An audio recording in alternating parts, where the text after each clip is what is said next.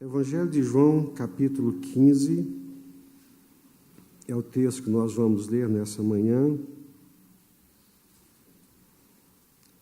Evangelho de João, capítulo 15.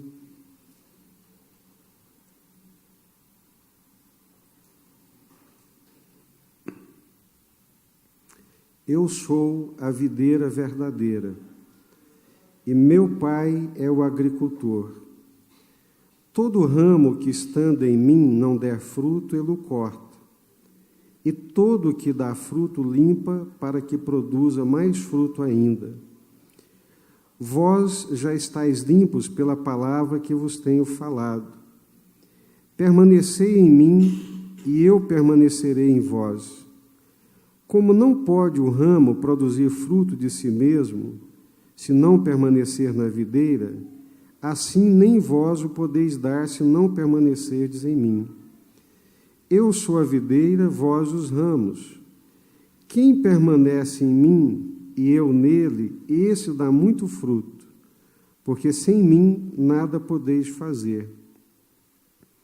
Se alguém não permanecer em mim, será lançado fora, à semelhança do ramo, e secará, e o apanham, lançam no fogo e o queimam. Se permanecerdes em mim, as minhas palavras permanecerem em vós, pedireis o que quiserdes e vos será feito. Nisto é glorificado meu Pai, em que deis muito fruto, e assim vos tornareis meus discípulos. Como o Pai me amou, também eu vos amei. Permanecei no meu amor. Se guardardes os meus mandamentos, permanecereis no meu amor. Assim como também eu tenho guardado os mandamentos de meu Pai, e no seu amor permaneço. Tenho-vos dito essas coisas para que o meu gozo esteja em vós e o vosso gozo seja completo. O meu mandamento é este, que vos ameis uns aos outros, assim como eu vos amei. Ninguém tem maior amor do que este, de dar a alguém a própria vida em favor dos seus amigos. Vós sois meus amigos, se fazeis o que eu vos mando. Já não vos chamo servos, porque o servo não sabe o que faz o seu senhor. Mas tenho-vos chamado amigos, porque tudo quanto ouvi de meu Pai vos tenho dado a conhecer. Não foste vós que me escolhestes a mim. Pelo contrário, eu vos escolhi a vós outros e vos designei para que vades e deis fruto, e o vosso fruto permaneça, a fim de que tudo quanto pedirdes ao Pai em meu nome, ele vo-lo conceda. Isso vos mando, que vos ameis uns aos outros. Até aqui.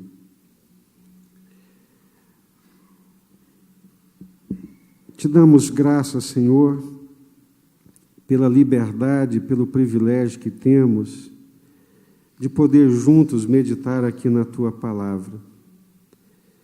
E por isso nós queremos pedir ao Senhor que nos dê a direção do Teu Espírito Santo, a unção do Consolador prometido pelo Senhor, que cada um de nós aqui nessa manhã possamos receber a nossa porção. Que o Teu Espírito Santo, através da Tua Palavra, fale ao nosso coração. Que ela possa penetrar no mais profundo do nosso ser como uma espada de dois gumes, alcançando, Deus, pensamentos, sentimentos, revelando-os, trazendo-os à tona. Poupa-nos e livra-nos de toda perturbação, de toda inquietação do maligno. E que esse seja um tempo, ó Deus, de uma ação sobrenatural do Senhor nas nossas vidas e nos nossos corações. É o que nós te pedimos e clamamos em nome do Senhor Jesus, Pai. Amém? Eu sei que os nossos visitantes já foram apresentados, mas eu não posso deixar de fazer menção do professor Fernando, que está aqui. Fernando, é a Lila, sua esposa, que está? Sejam bem-vindos, Deus abençoe. De longe assim, eu não estou enxergando muito bem, mas deu para ver que são vocês. Sejam bem-vindos, é uma alegria tê-los aqui conosco, juntamente com os nossos outros visitantes. Todos são bem-vindos e sempre é uma alegria recebê-los. No Evangelho de João, capítulo 14, domingo passado, nós aprendemos aqui que o Senhor Jesus nos enviou o Consolador prometido, deixando muito claro para nós todos que o padrão de Deus, a vida que Deus espera que nós vivamos, nós jamais conseguiremos vivê-la pelas nossas próprias forças. Não existe ninguém que seja tão bom que seria capaz de viver aquilo que Deus pretende que nós vivamos. A lei de Deus, o padrão de Deus, ele é extremamente elevado. Um dos homens mais íntegros e comprometidos com essa estrutura religiosa da lei de Deus, que foi o apóstolo Paulo, ele diz que por gerações serviu a Deus, ou seja, desde Abraão, desde os seus antepassados, todos eles num propósito de servir a Deus, até que chegou em Paulo, e ele vem dessa linhagem, vem desse compromisso, vive nessa mesma responsabilidade e era seguidor do grupo religioso de Israel mais rigoroso, mais radical, que eram os fariseus. Ele chega a dizer que, segundo a justiça que a lei propõe, ele era irrepreensível.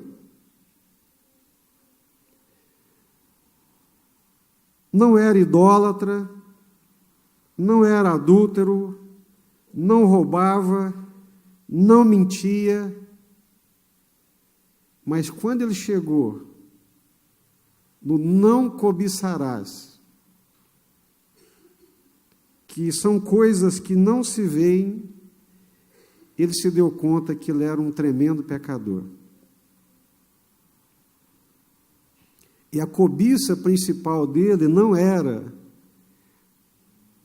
das coisas do próximo, da casa do próximo, da mulher do próximo.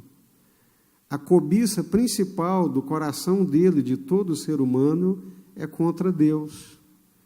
Então, por melhor que alguém seja, por melhor que alguém se julgue, por mais reto, por mais honesto, por mais cumpridor da lei de Deus, se ele for realmente honesto, ele vai perceber que passa pelo coração dele sentimentos, desejos, cobiça, principalmente contra Deus, que o coloca na condição de pecador.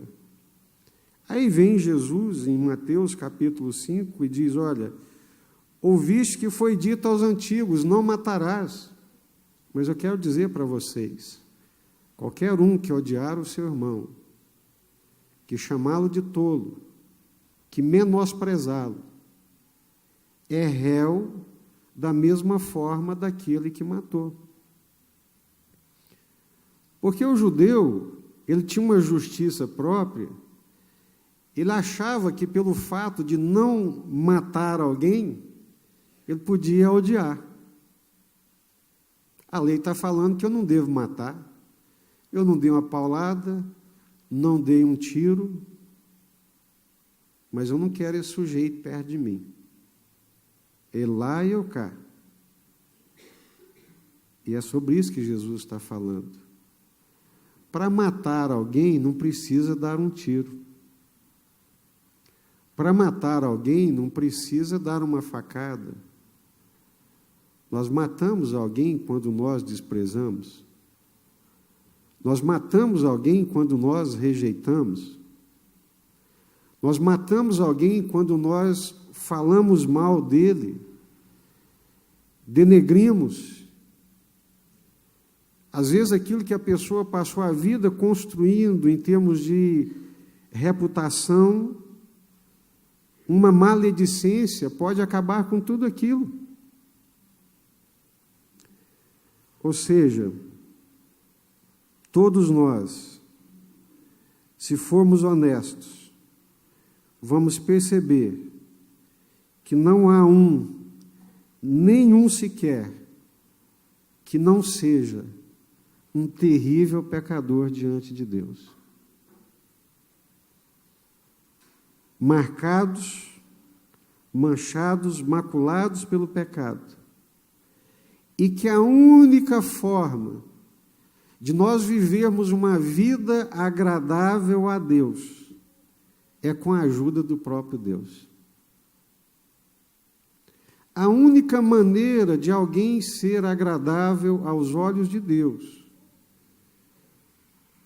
viver uma vida agradável a Deus, é quando ele conta com uma ajuda sobrenatural do ajudador que Jesus disse que enviaria, que é o Espírito Santo.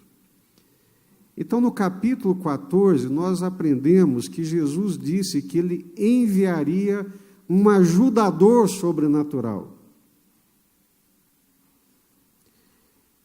Então, não há mérito em reconhecer que eu sou um tremendo pecador. Não há mérito em reconhecer que a minha propensão natural e carnal é para o mal, se eu me lembrar que Jesus colocou à minha disposição esse ajudador sobrenatural. Então, Jesus nos dá o Consolador, o Paráclito, o Espírito Santo, que é essa ajuda sobrenatural, essa ajuda celestial. Para eu vencer o pecado, para eu vencer o mundo, para eu vencer o meu próprio coração. Pode ser que em alguns momentos dessa jornada cristã e dessa caminhada cristã, eu possa chegar à conclusão de que eu não dou conta, não vou conseguir. Mas é como se Deus olhasse para nós e dissesse: mas você me buscou, você pediu a minha ajuda, você se fortaleceu em mim? Então, quem crê em Jesus e quer viver uma vida agradável a Deus, ele pode e consegue viver essa vida agradável. Ele consegue viver uma vida vitoriosa. Por força própria? Não. Pela força, pelo poder e pela autoridade do Espírito Santo. Amém? Capítulo 14, Jesus diz que nos daria um ajudador sobrenatural. E que nos daria também, nesse ajudador, um mestre sobrenatural, que nos guiaria em toda a verdade, que nos conduziria em toda a verdade. Ora, eu sou responsável por aquilo que eu ouço, por aquilo que eu creio e por aquilo que eu sigo. Se eu tenho um ajudador sobrenatural, eu tenho também um mestre sobrenatural. Paulo diz que, pelo nosso raciocínio humano, por melhor que seja, por mais inteligente que uma pessoa seja, ela não consegue penetrar nos mistérios espirituais da palavra de Deus, a não ser pela ajuda e iluminação do Espírito Santo.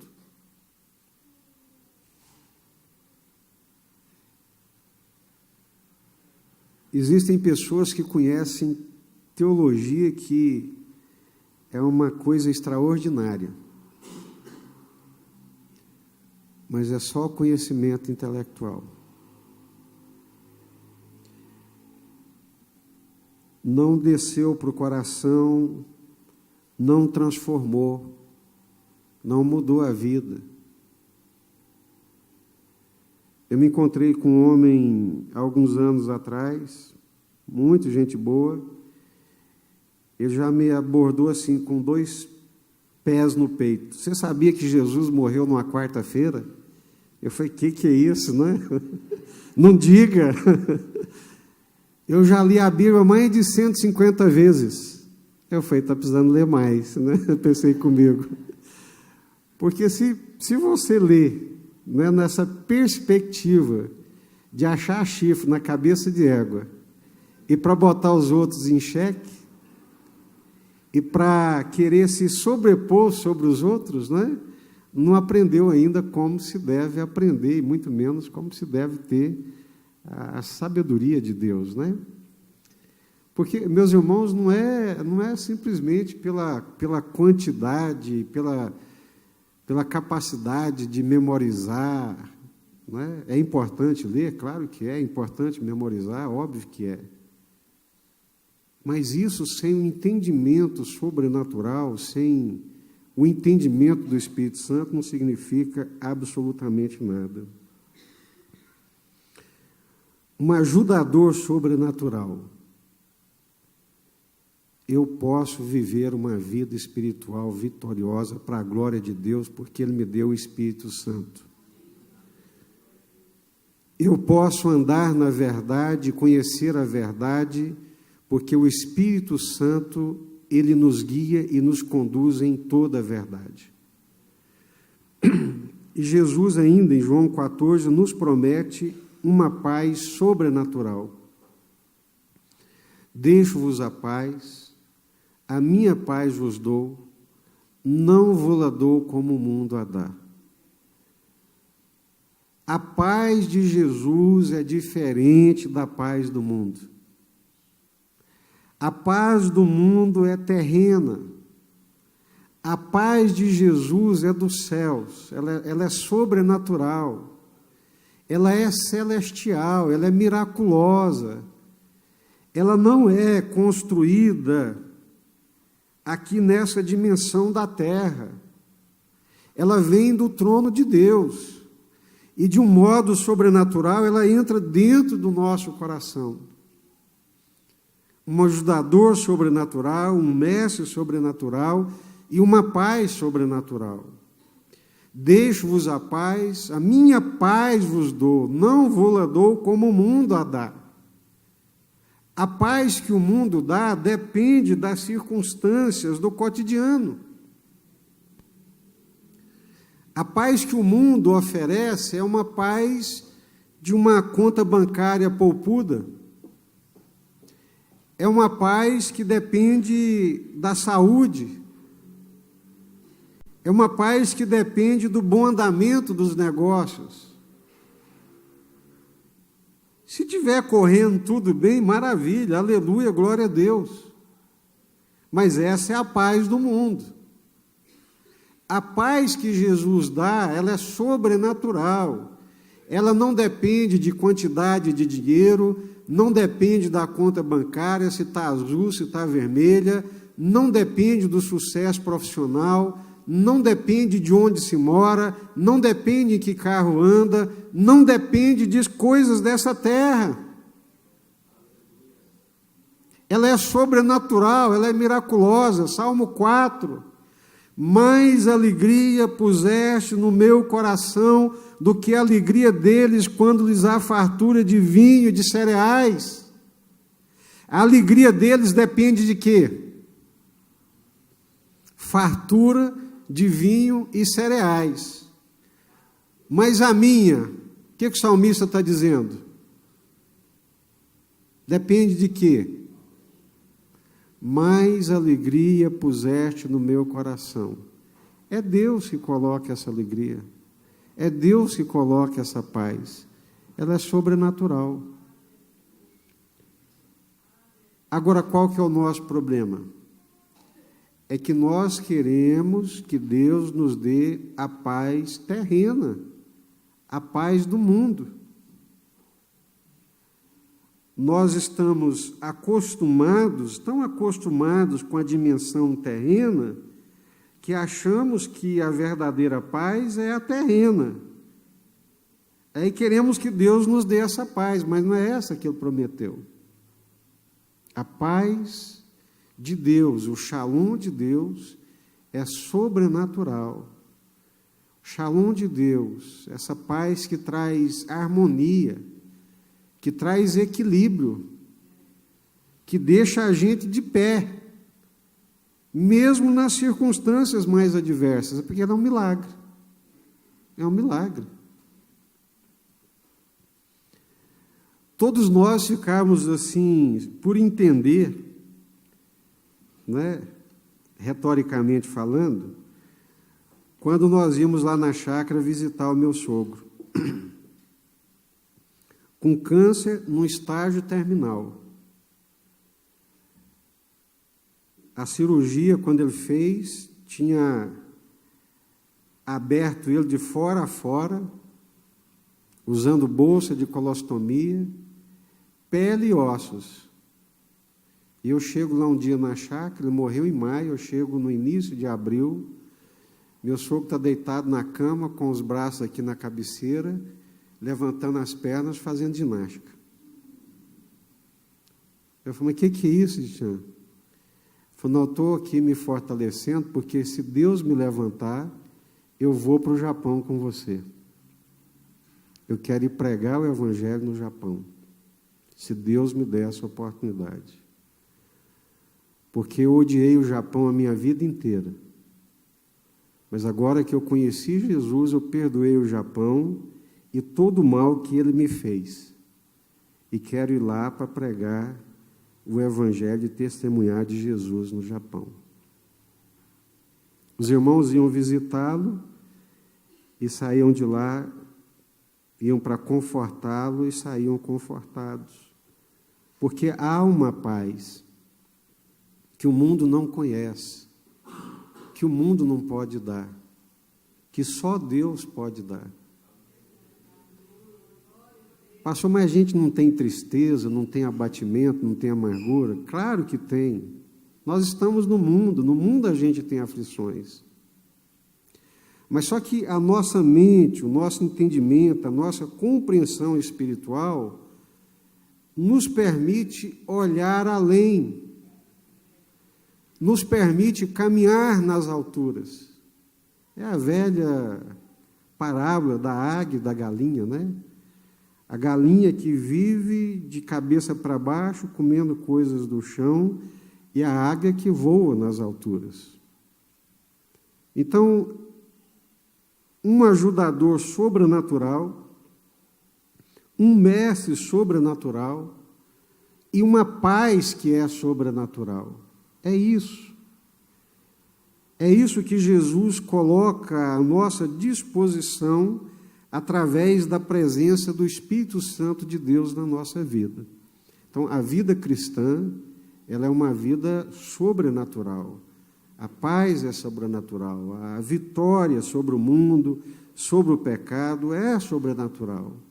É possível viver uma vida de paz nesse mundo conturbado, perturbado, que causa medo, pavor, estranheza, mas é perfeitamente possível no Senhor, no milagre do Espírito Santo na nossa vida, dentro do nosso coração. Amém? Aí nós chegamos agora no Evangelho de João, capítulo 15, nessa sequência que nós estamos estudando. Jesus está contando aqui está usando uma metáfora, e ele está fazendo uma comparação da videira, do agricultor e dos ramos. E ele deixa muito claro, através dessa metáfora que ele está utilizando, da videira, quem é quem e qual é o papel de cada um. Então vamos lá. Eu sou a videira verdadeira. Quem está dizendo isso? Então, Jesus é a videira. Meu pai é o agricultor. Quem é o agricultor? Deus, o Pai. E nós somos o que nessa narrativa?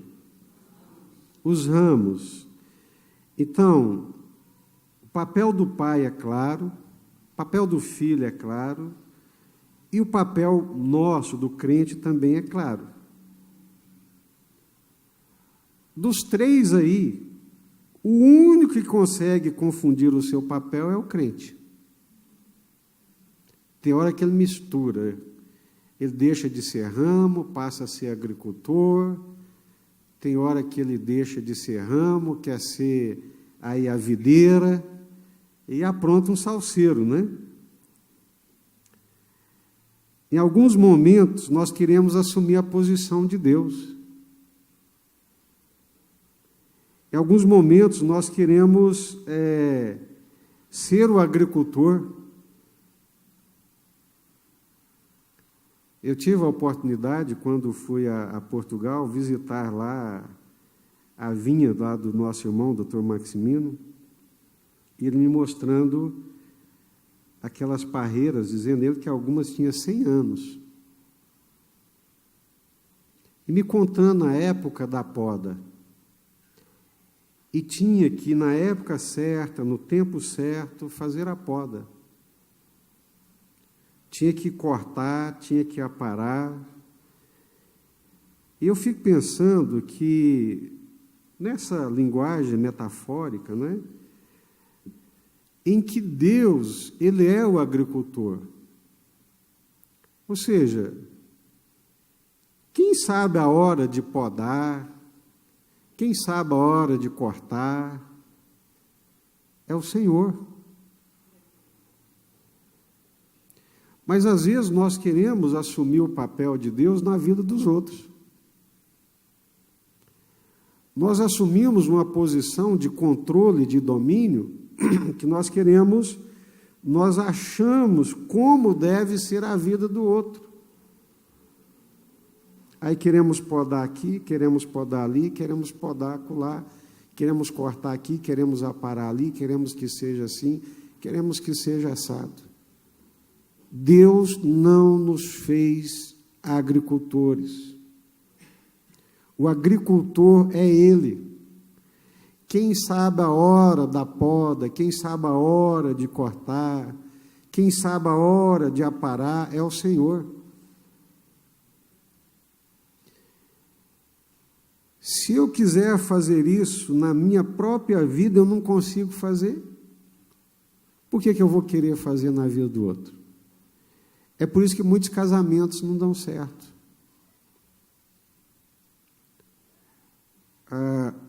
Um dos dois assume o papel de agricultor e começa a querer enquadrar o outro do jeito que ele acha que deve ser. Mas esse papel não é nosso, esse papel é de Deus. Às vezes nós fazemos isso com os nossos filhos, às vezes queremos fazer com os nossos amigos. Invertemos os papéis, trocamos as bolas, né? O papel do agricultor é o papel do Pai, o Pai Celestial. Ele é o agricultor, ele sabe a expectativa que ele tem daquele pé ali, daquela videira que é Jesus, que vai sair daí esse ramo, ele que sabe. Nós somos os ramos. Essa figura, quando diz, vós sois os ramos, meu pai é o agricultor, a videira sou eu, e vós sois os ramos. A nossa relação com Deus é uma relação de dependência. O ramo não tem forças em si mesmo, mas depende dessa força externa que vem da videira, força de Deus, para poder produzir os seus frutos.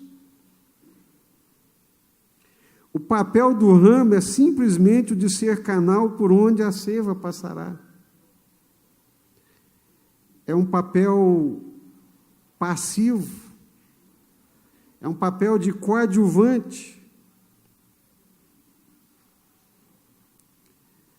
Aí eu insisto nesse ponto que o único que troca os papéis sou eu, é você, é o ramo que ora quer ser videira e ora quer ser o agricultor. E Jesus deixa muito claro: o ramo não pode produzir fruto de si mesmo. O ramo não pode produzir por si mesmo, ele não tem vida em si mesmo, ele depende. Ele é completamente dependente desse vínculo, dessa relação com Deus, dessa relação com a videira. O ramo é coadjuvante. O principal é a videira, que é Jesus, na qual nós estamos ligados. A glória não é do ramo, por ter produzido, mas da videira. Isso é simples de compreender, mas difícil de colocar em prática. Mas Jesus está deixando claro para nós: você, meu amigo, você, minha amiga, meu irmão, minha irmã, você é ramo. Para viver a vida de Deus, para produzir fruto de Deus, nós precisamos estar ligados, conectados e dependentes. É a única possibilidade. Alguns homens entenderam isso perfeitamente. João Batista é um caso desses, né? Os discípulos de João Batista chegaram para ele um dia e disseram: ô João, e aí, o povo não segue mais a gente. O povo agora está seguindo Jesus. Você foi dizer que ele é o cara, ele é o Cordeiro de Deus e que você não é digno nem de desatar as correias da sandália dele. É óbvio que agora todo mundo vai atrás dele. Aí João diz: olha, eu nunca enganei vocês. Ele é o noivo. O homem não pode receber coisa alguma se dos céus não lhe for dado. O homem não pode, não deveria desejar ou querer qualquer coisa que não viesse dos céus.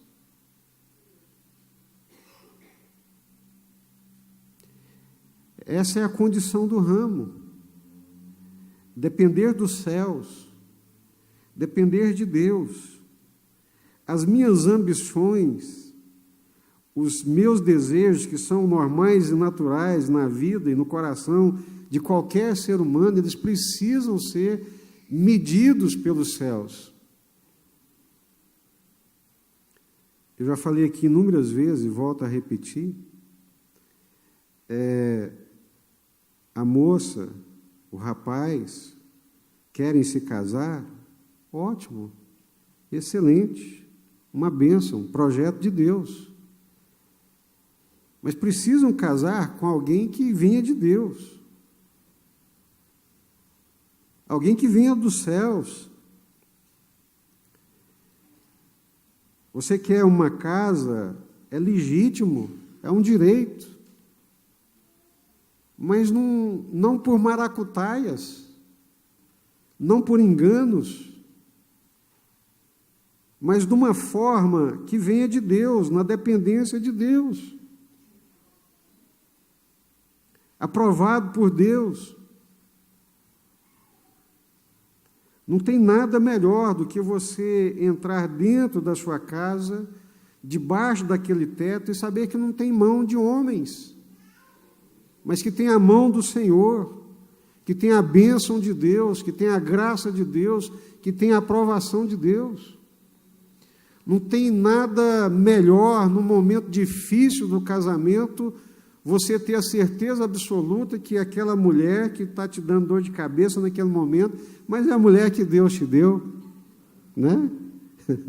Ou aquele homem que está te perturbando, mas é um momento, é o marido que Deus te deu. Amém? Eu me lembro de eu contar aquela história aqui, pastor Antônio Elias, que foi pregar no interior de São Paulo, e terminando a conferência, já com quase 90 anos de idade, ele chama o pastor daquela pequena congregação e fala para ele: pastor, eu tenho algumas coisas que eu queria falar para você antes de ir embora. Pois não, pastor. Pastor jovem, né, ouvi de um veterano de guerra, um vencedor no Senhor. Pois não, o que o senhor tem para me dizer? Quer dizer para você que a sua casa é a melhor casa do mundo, porque foi essa que Deus te deu. Quer dizer para você que os seus filhos são os melhores do mundo, porque foram esses que Deus te deu. O seu carro está rateando, pipocando, velhinho, mas é o melhor carro, porque foi esse que Deus te deu. A sua esposa é a melhor esposa do mundo, porque foi essa que Deus te deu. Eu terminei de falar isso aqui, a irmã me esperou lá fora e perguntou: pastor, o senhor tem certeza que meu marido é o melhor marido do mundo? Tenho sim, porque foi esse que Deus te deu. É o melhor do mundo, foi o que Deus te deu. Se você buscou de Deus, esperou em Deus, obedeceu em Deus, né? Ninguém deveria, como está dizendo João, o homem não pode receber coisa alguma que dos céus não lhe seja dado. Essa postura de ramo e de ser ramo, essa postura de obediência, de dependência, obedecer a Deus, esperar em Deus, confiar em Deus. Ele é o agricultor, mas Ele é o meu Pai Celestial. Me ama, confio no seu amor, confio no seu cuidado. É duro, irmãos, tem gente que toma tanto na cabeça, mas toma tanto porque não sabe esperar. Outros já estão impacientes, que dizem: mas eu vou esperar até quando? Né? Como se já tivesse extrapolado todos os limites da paciência, né? Mas o ramo, ele depende. O ramo depende. Ele depende dessa ligação. Ele depende dessa seiva. Ele depende do que vem da videira para ele. Então, o que importa para a gente é o que vem do Senhor. É o que vem do Senhor. Que eu tenho convicção que está vindo do Senhor. É isso que Jesus está dizendo. João Batista entendeu isso com muita clareza, quando ele diz: eu quero ser aquilo que Deus quer que eu seja. Quem é você? Tu és o Cristo, és o Elias, és o profeta? Não. Mas por que você faz essas coisas? Quem é você? Eu sou a voz do que clama no deserto. Eu sou aquilo que Deus disse que eu seria. Eu sou e faço aquilo que Deus disse que eu seria e que eu deveria fazer. Isso é ser ramo. Isso é depender. Isso é olhar para o Senhor. Isso é bater nos céus. Isso é esperar de Deus. Conectado, ligado, dependente. Amém? Não queira ser o agricultor, tampouco queira ser a videira. Contente-se em ser ramo, ligado à videira, que não é qualquer videira, mas é o Senhor Jesus. Amém? E Jesus fala aqui sobre a obediência também. Permanecer em mim, permanecer na minha palavra, obedecer assim como eu obedeço o Pai. Obediência, meus irmãos. Eu volta e meia me lembro aqui do irmão Deoclides, com seus 92 anos de idade, sempre dizendo para a gente, 92 anos de idade, 65 anos de fé, sempre dizendo para a gente a importância da obediência. Não existe bênção de Deus fora da obediência. Quando nós obedecemos a Deus, a bênção de Deus corre atrás de nós. Está escrito lá em Deuteronômio.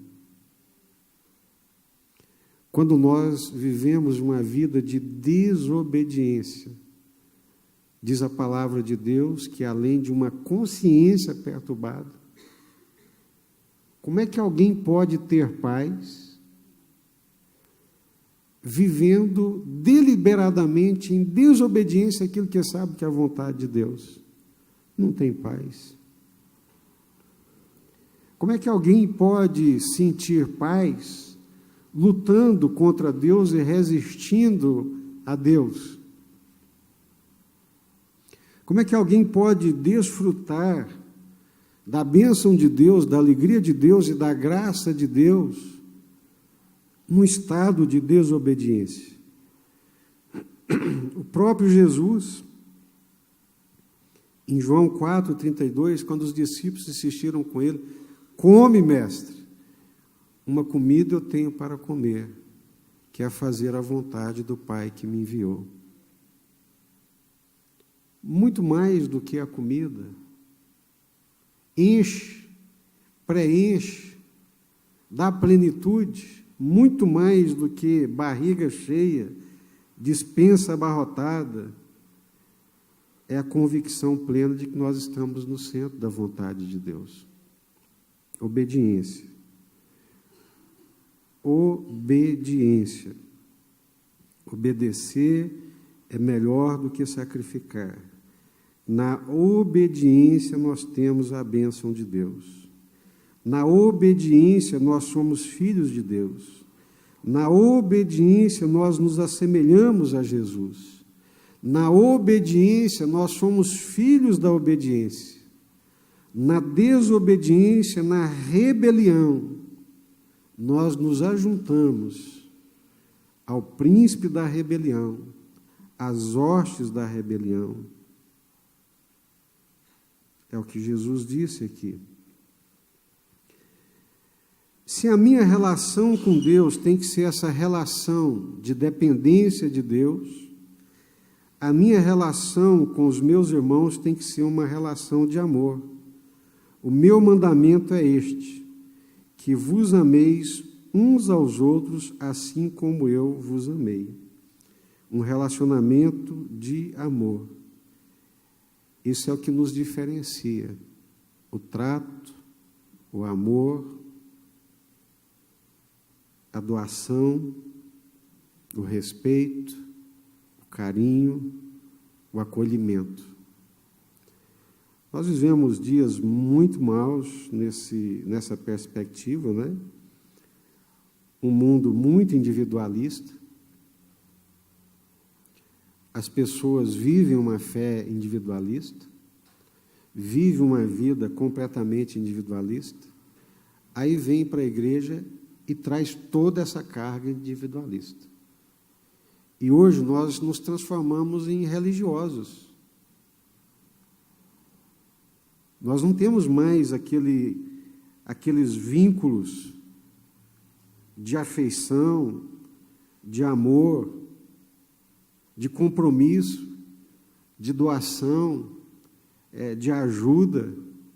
É meu irmão, Eu preciso socorrê-lo, eu preciso ajudá-lo, eu preciso apoiá-lo.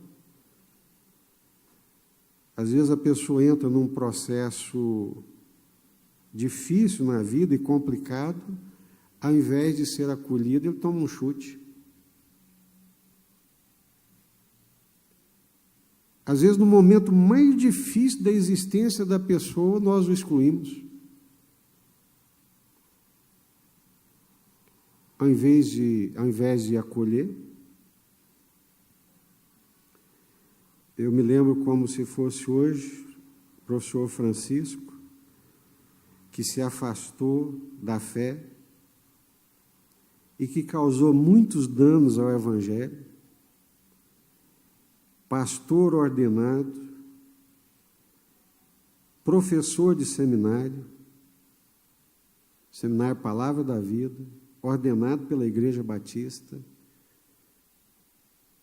Aí depois começou com umas ideias muito estranhas, se afastou da fé, e depois Jesus tocou no coração dele.